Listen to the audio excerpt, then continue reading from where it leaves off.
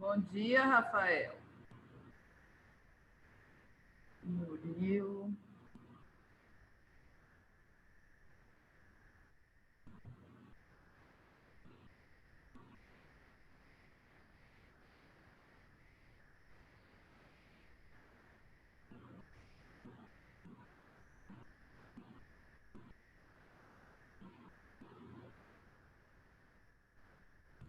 Vamos dar presença.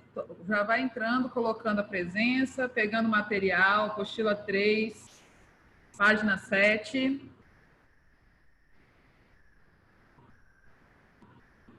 Ligando as câmeras, né, Rafael, né, Murilo?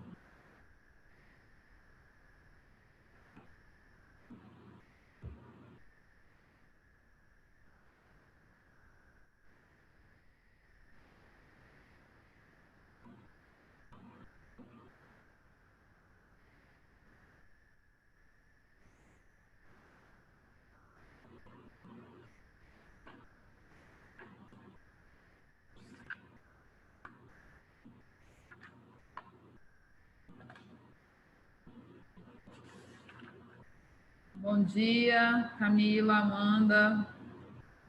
Vamos ligar as câmeras, galera. Colocar a presença no chat. Capítulo 8, página 7.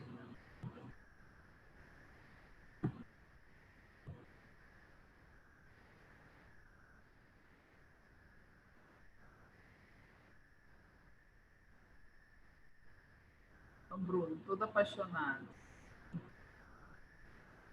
Bom dia, Bruno. É para ligar as câmeras do segundo ano. Vamos ligar as câmeras. Bom dia, Nicole.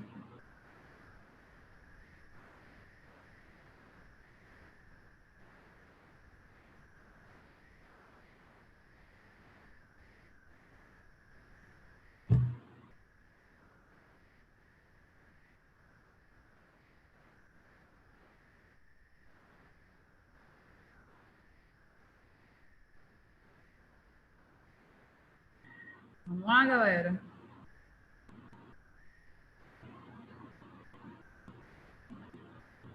Preciso que vocês liguem as câmeras, por favor.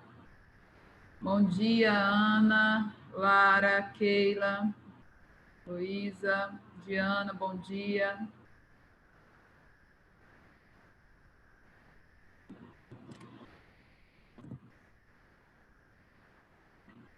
Para quem está chegando agora, capítulo 8, página 7, por favor.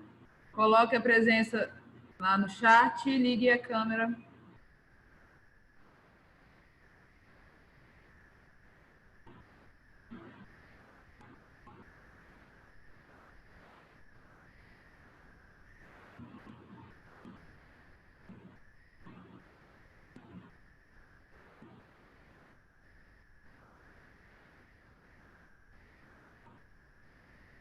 Bom dia, Manuel, Cíntia, Camille, Flor,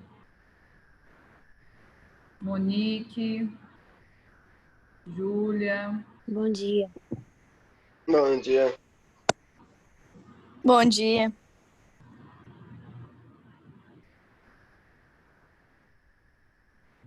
Vamos tentar deixar a câmera ligada o mais tempo possível, gente.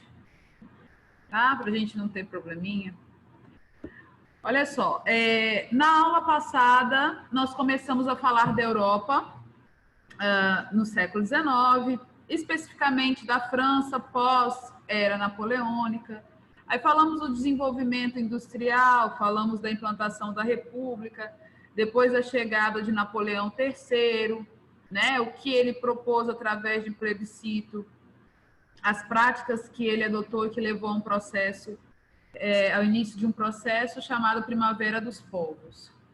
A partir da página 8, nós vamos falar das ideologias do século XIX. Nós fechamos a aula de quinta-feira falando sobre isso, né? O que seria ideologia? Por favor, liguem as câmeras. Ideologia, então, é uma ideia, uma busca de solução para um problema. Nós falamos deste problema lá em Revolução Industrial, o nascimento da classe operária batendo de frente com a classe burguesa, e esse conflito, né, levou a várias manifestações. A Primavera dos Povos dá início a isso. Até hoje nós temos conflito entre esses dois grupos. No século XIX nasce aí soluções para esses problemas, né, esses ideais. Ideias que tinham caráter burguês e outras ideias com caráter operário. Então, vou abrir um material aqui para vocês. Eu salvei esse PowerPoint, não sei qual foi o problema que deu nele, que as imagens ficaram ruins, mas o importante está aqui. Ok? Quem chegou agora, acabou de entrar, por favor, deixa a câmera ligada e coloca a presença, página 8 do página 7 do capítulo 8, ok? Então, nós vamos começar a falar dessas ideologias, dessas ideias, para solucionar os problemas. Algumas vocês já têm um contato mais estreito, né? Pelo menos conseguem ouvir, falar, ter uma ideia rasa do que é. O que a gente vai tentar aqui? Ir um pouco mais além daquilo que você sabe.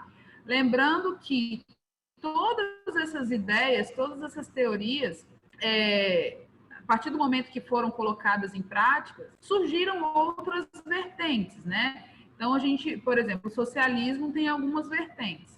A gente vai falar o básico aqui e eu convido vocês a se aprofundar um pouco mais nos estudos. Primeiro que nós vamos falar é o liberalismo, ok? Vem da palavra liberal. Então, é a ideia de que não existe um controle.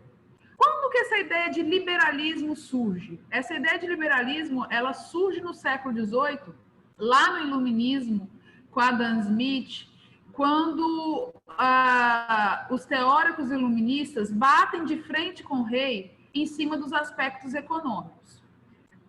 Quando o feudalismo acaba e nasce o capitalismo na Europa Ocidental, nasce junto com ela os estados absolutos. E o capitalismo, no seu primeiro momento, ele vive aquela parte mercantil no Ocidente, né? Então, é o capitalismo mercantil. O que era o capitalismo mercantil?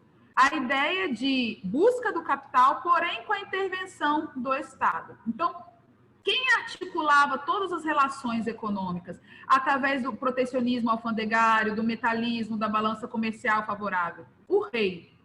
No século XVIII, Adam Smith vem com essa ideia de liberalismo, capitalismo liberal, que no século XIX se expande com outros teóricos, né? Então, vamos entender o que é isso, né? A gente tem o pensamento liberal e práticas políticas liberais. Portanto, eu posso ter, por exemplo, o socialismo liberal, que é uma das práticas que eu mais me simpatizo. Então, primeiro eu quero que você entenda o significado de liberal, né? O que seria como corrente de pensamento? Olha lá. Se contrapõe ao conservadorismo como corrente de pensamento. Aquele pensamento conservador que defendia que o rei deveria intervir no Estado. Né? Adjetiva a pessoa que possui ideias flexíveis, abertas, tendente a ser mais tolerante com a diversidade e com o novo. Então, o liberalismo, uma pessoa liberal é aquela pessoa que aceita o diferente, ela tenta compreender, né? Ela analisa de forma mais aberta, menos fechada. O conservadorismo é o quê? É aquela cabeça, aquele pensamento fechado sobre determinada coisa. O liberalismo é justamente o contrário. Em seus aspectos políticos e econômicos, aí no último parágrafo, olha só, ao contrário do liberalismo como corrente de pensamento, tradicionalmente no Brasil, o liberalismo político e econômico está atrelado às visões de uma linha de pensamento conservadora à direita política. E aí nós vamos falar um pouquinho da visão do Brasil, no Brasil, do liberalismo. Por exemplo, dentro da nossa divisão política, né?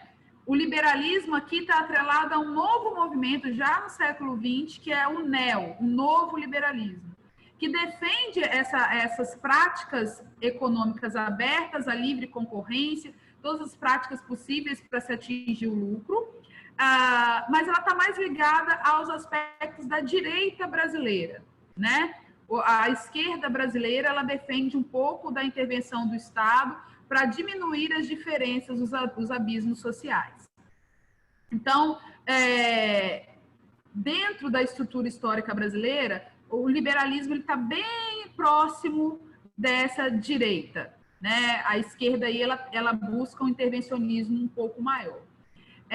Sabendo agora, né, tendo na sua ideia o que é liberal, eu peço que lá na frente, quando a gente se aprofundar um pouco mais em socialismo, você entenda que existe sim o socialismo liberal. Porque na nossa história, quando pensamos em países que adotaram o sistema socialista, vem diretamente ditaduras ligadas. Mas nós temos países, daqui a pouco nós vamos falar sobre isso, que adotam o socialismo com caráter liberal. Então, a ideia de liberalismo é a diminuição da intervenção do Estado e a saída do conservadorismo. Ou seja, um pensamento, uma corrente de pensamento que abrange vários grupos, né?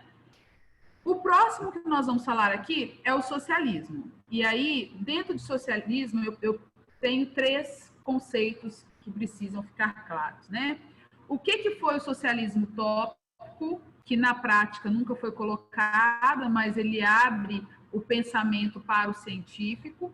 E o que seria o comunismo, que não é a mesma coisa que o socialismo, seria aí a etapa final desse processo, tá? Primeiro, socialismo vem da palavra social, né? E utópico vem de utopia. O que seria utopia? O que você tem na sua cabeça aí como definição para utopia? Alguém pode falar? Vamos lá, hein? Quero que vocês falem. O que é utópico? Utopia é uma coisa que não consegue acontecer, sei lá. É uma coisa muito distante. Difícil. Isso, é uma coisa difícil de se conseguir fazer, né? O que foi, então, o socialismo utópico? Foi o primeiro pensamento que buscou diminuir os abismos entre a sociedade, a ideia do fim da divisão de classes. Porém, quando essa ideia surgiu com Simon, ele não trouxe quais práticas definidas assim deveriam acontecer para que esses abismos acabassem. Então, ele tinha uma ideia, mas como essa ideia seria colocada em prática, realmente ele não tinha. Por isso que ficou no mundo das ideias, ficou essa questão utópica, né? Olha só, para ele era importante que as classes prósperas, ou seja, as pessoas que tinham uma condição melhor, entendessem que para melhorar as condições de vida dos mais pobres, implicaria na melhoria de suas próprias condições de vida. Ou seja, ele sabia que as classes mais poderosas, ou seja, a burguesia, dependia e depende da mão de obra das camadas populares, da classe operária. Não existe burguesia industrial sem classe operária trabalhando ativamente. Portanto, e o que ele acreditava era que, para o desenvolvimento desse grupo, seria importante também a melhoria de vida dos demais grupos. Assim, o objetivo das instituições sociais seria o de melhorar intelectual, moral e fisicamente as condições das classes mais pobres e numerosas. Tudo isso por meio de um progresso industrial e científico. Lindo, muito bonito. Só que como que isso seria colocado em prática? No mundo das ideias, o burguês industrial lá, o rico, abriria mão de parte da sua riqueza para beneficiar essa massa que para ele prestava serviço? O que faltou nessa teoria foi como que isso seria colocado em prática. Através do progresso industrial científico, tá, mas a partir de quê? Por que a gente estuda, então, Marcela, se ficou lá no tópico e nunca foi colocado em prática? Para entender que ele abre espaço, ele abre o caminho para o surgimento do socialismo científico, que é esse que chega até você com o nome de marxismo. Qual é a ideia principal? O que acontece a partir de 1848. Nós vamos assistir ali o nascimento do socialismo científico com um documento, uma obra chamada O Manifesto Comunista. E esse manifesto, ele tinha claramente o ideal socialista, ou seja, o fim daquela divisão de classes que lá na Idade Média nós estudamos numa estrutura social, né? Clero, nobreza, camponês, e na Idade Moderna entra a burguesia, e que agora nós assistimos como divisão por renda, né? Classe A, classe B, classe C, classe D. O que ele defende ali? O fim dessa estrutura que nós sempre trabalhamos.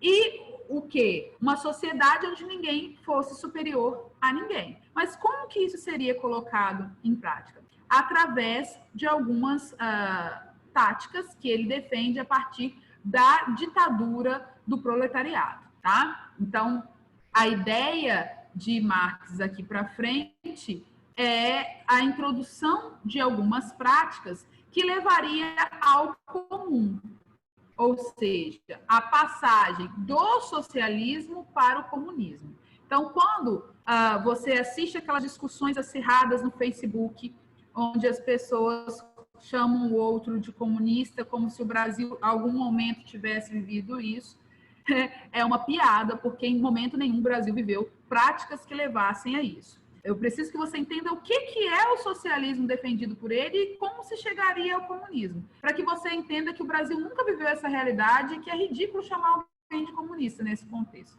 né? Olha lá, peraí, deixa eu só ver o que estão falando aqui. É presença?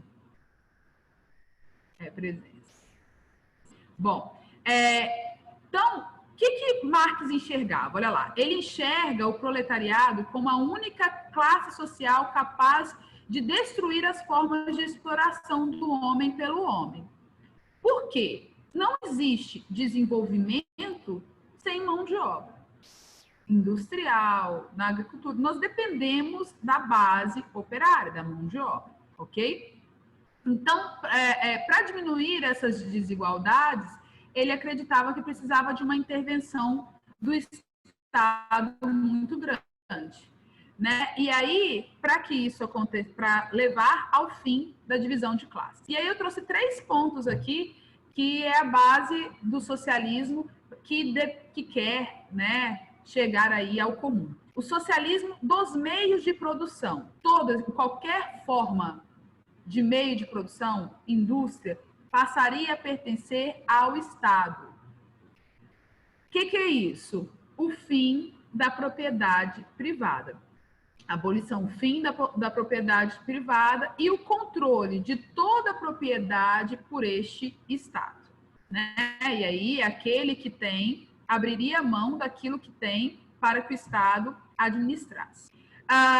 E a economia planificada. Todos os setores econômicos passam a ser controlados e dirigidos pelo Estado, que determinará tudo: preço, salário, regulamentação de mercado, aquilo que seria produzido, aquilo que não seria produzido, né? Dessa forma, seria implantado o que eles chamam de ditadura do proletariado, né? Ou seja, quem seria a peça fundamental para o desenvolvimento dessas indústrias, desses meios, seria o próprio operário. O sistema cooperativista, ele é dessa vertente, né? O que é uma cooperativa? Alguns de vocês aqui já estudaram em escola de base cooperativa e vocês sabem o que é isso. Ninguém é dono da escola. Todas as pessoas que lá estão, de certa forma, têm uma parte dentro daquela escola. E os custos por essa escola é dividido entre eles. Aqui no nosso estado, nós temos muitos sistemas que funcionam dessa base, até os laticínios são os mais famosos, né? Sistema de produção de laticínios pautado em cooperativas, né? E aí a divisão entre eles dos lucros, aquilo que eles alcançariam através desse trabalho, dentre outras coisas. Vocês têm dúvida aqui, até o momento? Preciso saber. Entendeu o que é o socialismo?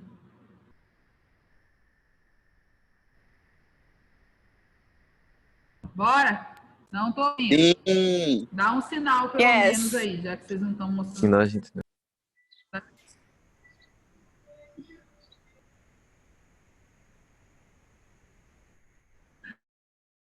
Alô? Bom, então, essas práticas, poucos, a dividir entre elas e ter a mesma coisa sem essa concorrência constante que existe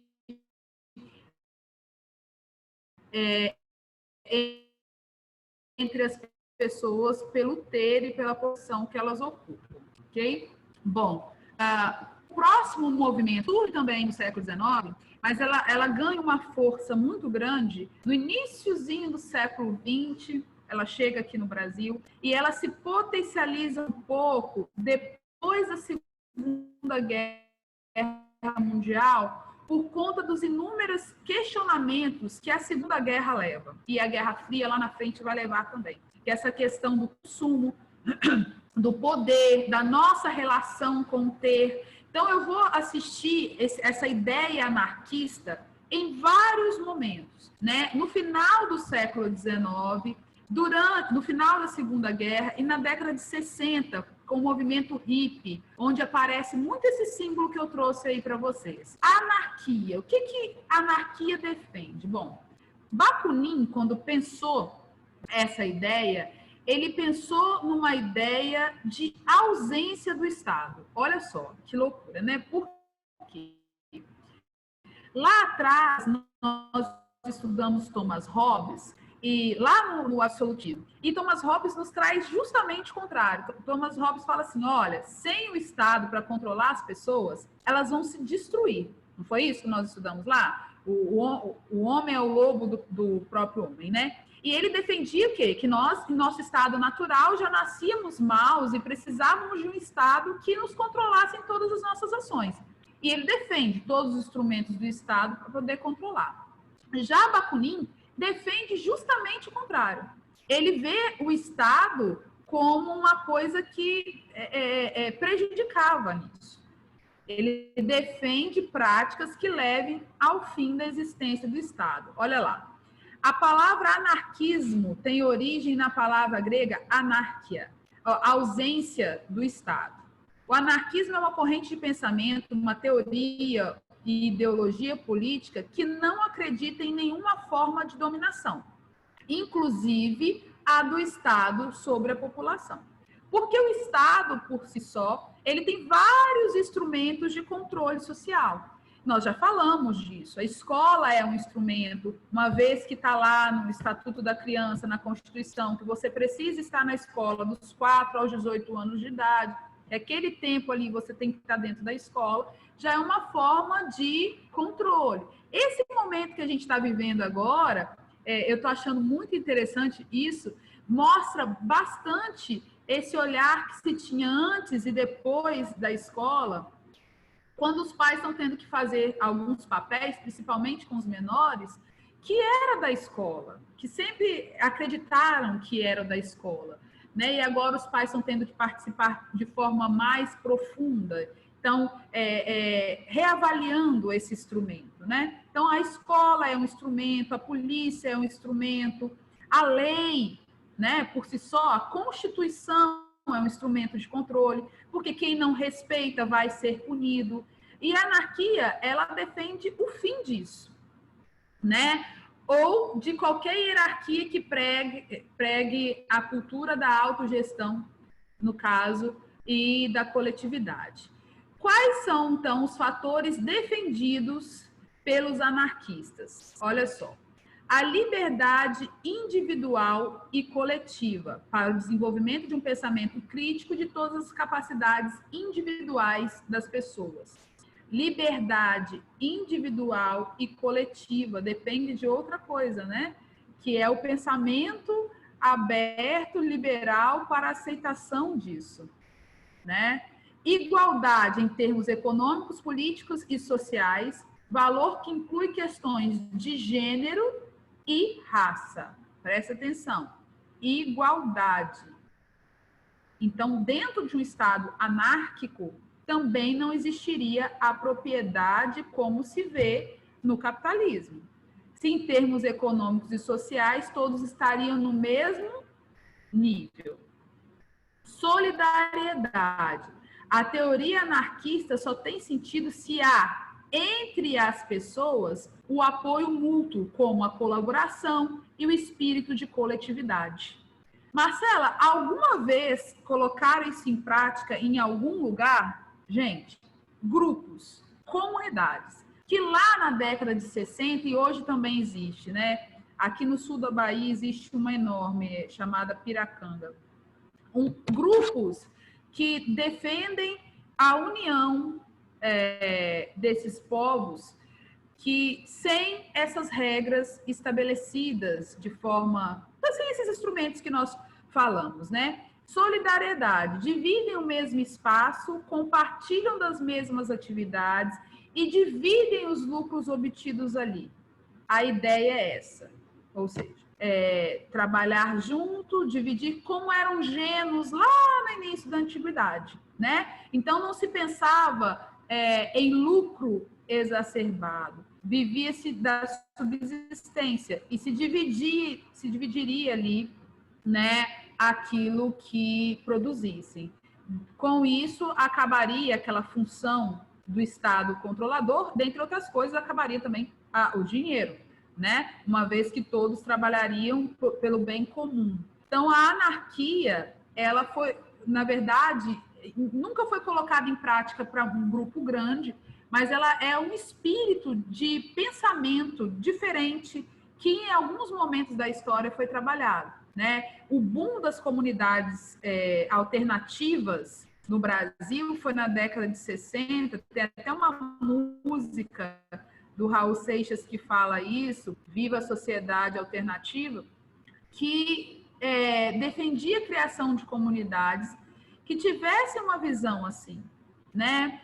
Isso se potencializa muito com a Guerra do Vietnã, com os números da Guerra do Vietnã, depois da Segunda Guerra Mundial, aquele clima ali, pós-Segunda Guerra, com a imposição dos Estados Unidos, com a relação de consumo bem profunda, aquele estilo de vida americano que levava cada vez mais o consumo.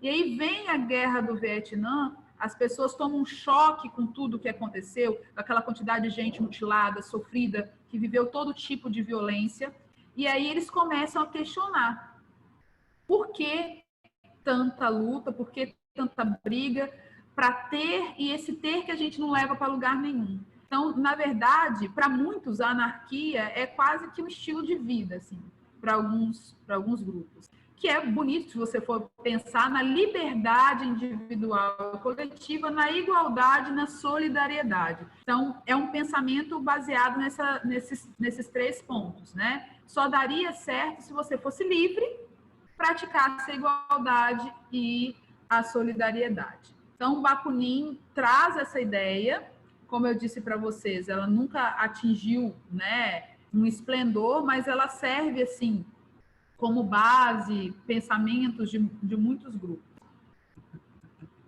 Outro aqui, esse nós vamos falar agora e depois lá em República, no início da República, falaremos novamente, que é o positivismo.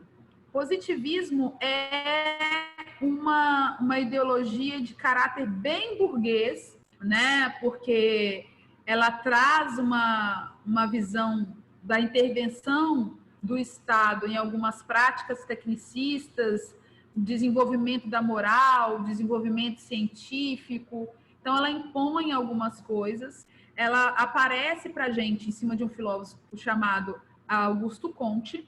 É a base da transição da monarquia para a república no Brasil, porque a nossa proclamação da república foi de base positivista. Por isso que eu coloquei essa bandeira aí para vocês, né? Ordem e progresso é uma ideia positivista. Então, vamos lá. Apresentou uma proposta de saída das crises vividas com a criação da sociologia para entender a sociedade. Tá pequeno aqui para mim. E uma teoria que explicava o progresso científico e determinava o modo de agir das pessoas.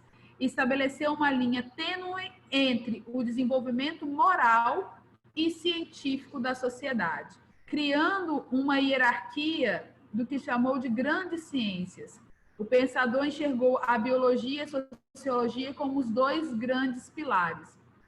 E aí há uma ideia diferente, por exemplo, do registro da história dos aspectos científicos, porque ele coloca o Estado numa posição de controle.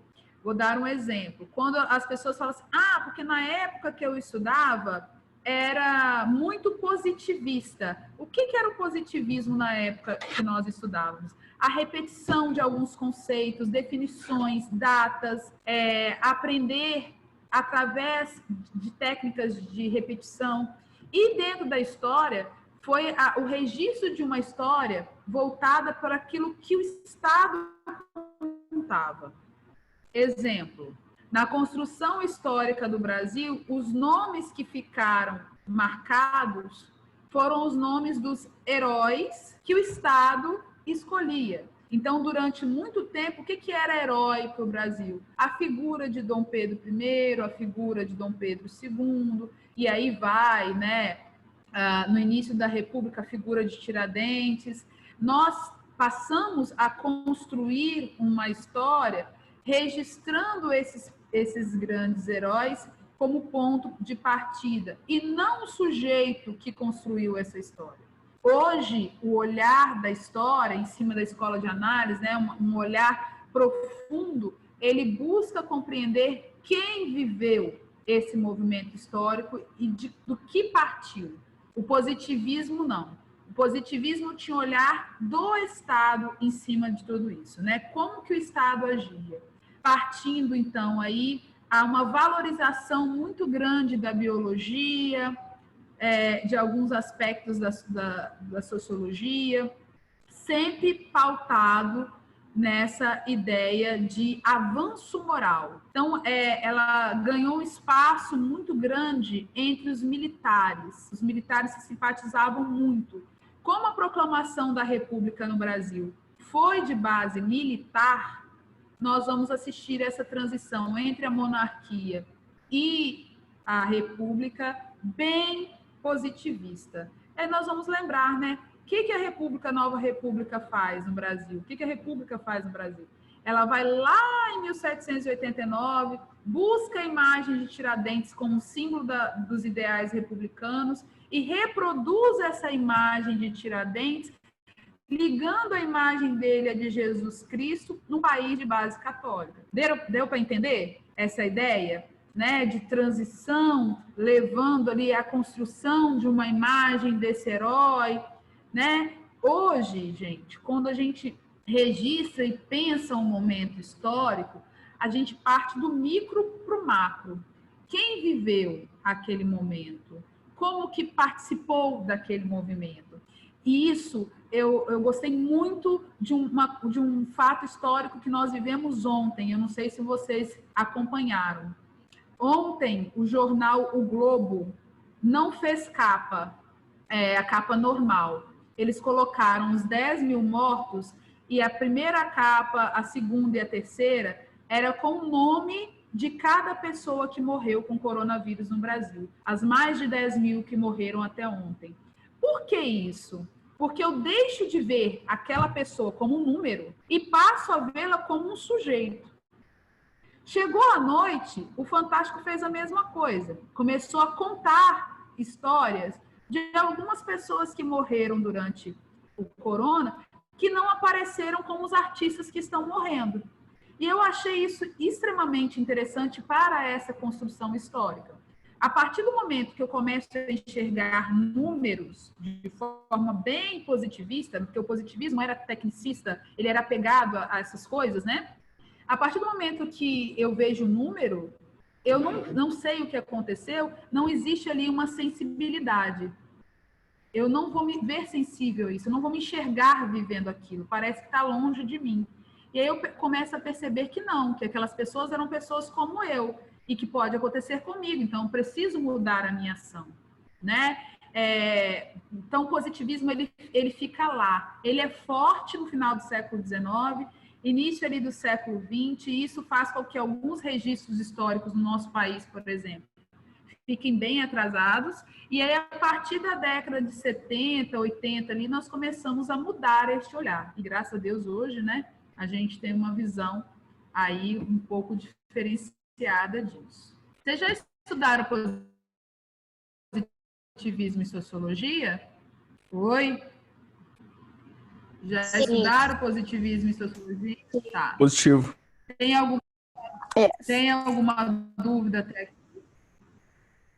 Alguma dúvida? Vou passar para o último, então, tá? O último que eu trouxe aqui para vocês, a imagem sumiu, é o nacionalismo. Vamos lá, a palavra, né? Nacionalismo vem de nação. Nação é o quê? É o povo de determinado lugar. Então, o que foi o nacionalismo? Na verdade, foi uma corrente que nasce na Europa depois ali da era napoleônica, né? É um espírito nacional, uma voz, uma ideia que surge do quê? Do tempo de domínio que aquele território passou em cima das famílias, da família de Napoleão Bonaparte. Aí acaba a era napoleônica, aqueles territórios que foram invadidos estavam com suas fronteiras todas bagunçadas, mas existia ali o quê? O que existia de comum? Tradições, aspectos culturais, que uniam essas pessoas de alguma forma. Então, o nacionalismo ele vai ser base de todos os movimentos que nós vamos estudar daqui para frente, como a unificação da Itália, a unificação da Alemanha, né? Esses movimentos de forte caráter nacional, onde as pessoas começam a lutar pelo seu país. Há aquela ideia de identidade nacional, né? Eu gosto de usar esse termo, identidade. Então, eles começam a lutar por políticas que ajudassem, cooperassem ali na construção, na reconstrução desses estados, né? Isso pós-era napoleônica ali, né? A gente vivencia com muita força, principalmente na Itália, na Alemanha, que são países, a Alemanha, bem, né? Que até hoje carregam isso, essa ideia de nacionalismo, que privilegia bastante o Estado, de certa forma, né? Por quê? Eu tiro da responsabilidade do Estado aquela ideia de progresso e passo para a nação também, né? Diminui o peso do Estado, porque o meu país vai prosperar, vai crescer se eu trabalhar junto com o Estado para isso.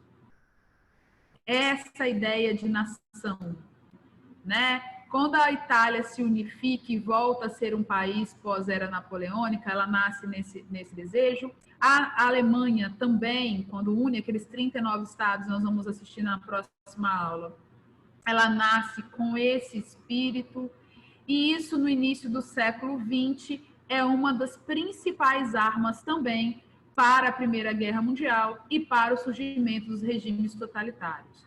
Eu só entendo a força que teve o fascismo, os fascismos, quando eu entendo essa ideia de nacionalismo, né?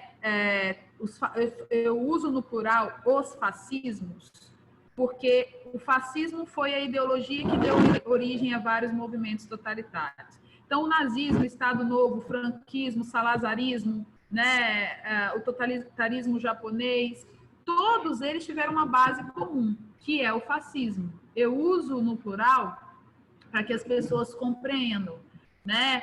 Quando eu falo de fascismo, eu estou falando do nazismo. A diferença do fascismo para o nazismo é que o nazismo era muito mais profundo nesse aspecto do nacionalismo, quando ele cria a superioridade racial, aquela ideia de superioridade racial e superioridade da raça ariana, né? Tanto defendida por Hitler lá. Então, o nacionalismo, ele teve essa força. Tanto é que ele é a base para todos os movimentos que nós vamos viver aqui para frente, né? Primeira Guerra Mundial, a Segunda, e depois essa reconstrução, depois da Segunda Guerra Mundial. Ok? Alguma dúvida até aqui? Segundo ano? Vamos? Não. Não. Espera aí que vou lutar. Uai. Isso. Aqui. Voltei. Tá todo mundo me vendo? Vamos ligar as câmeras. Vamos lá. Daniel apareceu aqui, gente. Vamos ligar, Matheus, as câmeras. Murilo. Emanuel aparece 2 vezes, por quê? Parece mesmo. Emanuel segundo? Emanuel primeiro e Emanuel segundo. Você aparece 2 vezes para mim. É por causa do computador, que eu uso o computador Grosseiro. pra ver e o telefone pra falar. Vamos lá ligar as câmeras. Queridos, Ele gosta tão da aula que ele quer estar 2 vezes. Na nossa próxima aula, nós vamos entrar na unificação da Itália e da Alemanha, ok?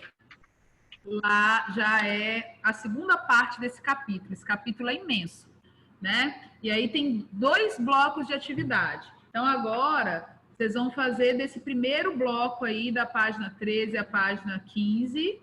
E aí, na próxima aula, nós começaremos a falar da unificação da Itália e da Alemanha, que foi um conteúdo que nós lutamos muito para que saísse do currículo de história, porque ele é muito geografia, tá? Nós vamos falar disso um pouquinho na próxima aula, até chegar à Comuna de Paris, que é um movimento histórico de caráter socialista, né? É o primeiro, na verdade, movimento histórico de caráter socialista. Então, vocês já podem aí começar a fazer as atividades do primeiro bloco, ok? Tem certeza que não tem nenhuma dúvida? Ó, esse pessoal que não está ligando as câmeras aí vai me arrumar problema, hein? Já falei. Queridos, fiquem bem, então. Até nosso próximo encontro. Não deixem de entrar todos os dias para copiar as atividades, porque tem gente se perdendo. Todo dia tem que entrar para copiar a atividade do dia, ok? Para não se perder, tá bom?